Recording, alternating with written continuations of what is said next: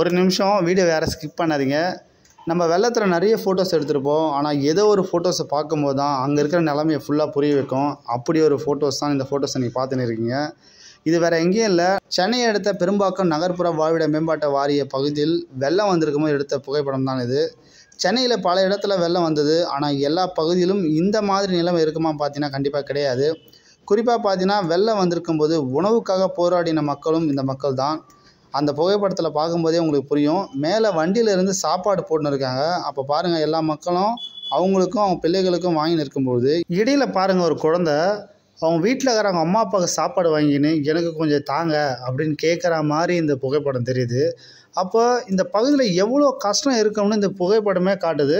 குறிப்பாக பார்த்தீங்கன்னா இங்கே வேலை செய்கிறவங்க அதிகமாக ஆட்டோ டிரைவர்கள் தான். இந்த வெள்ளத்தினால் அவங்களுடைய ஆட்டோவும் மிகவும் பழுதடைஞ்சுது. ஒரு நாள் வெள்ளத்துக்கே இவங்களுடைய நிலைமை இப்படின்னா அப்போ அவருடைய நிலைமை இப்போ இன்றைக்கி எப்படி இருக்கும்னு நீங்களே யோசித்து பாருங்கள். இந்த வெள்ளத்தில் பாதிக்கப்பட்டவங்களுக்கு வந்து அரசு வந்து 6000 ரூபாய் தரதாக அறிவித்தாங்க. அது ரொம்ப மகிழ்ச்சி தான்.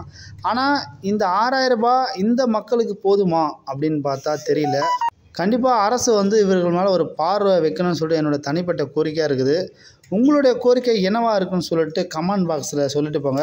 குறிப்பாக இந்த புகைப்படத்தை பார்க்கும்போது உங்களுக்கு என்ன மனசு தோணுது அப்படின்றதையும் உங்களுடைய மனநிலை எப்படி இருக்குது அப்படின்றதையும் கமெண்டில் கொடுங்க.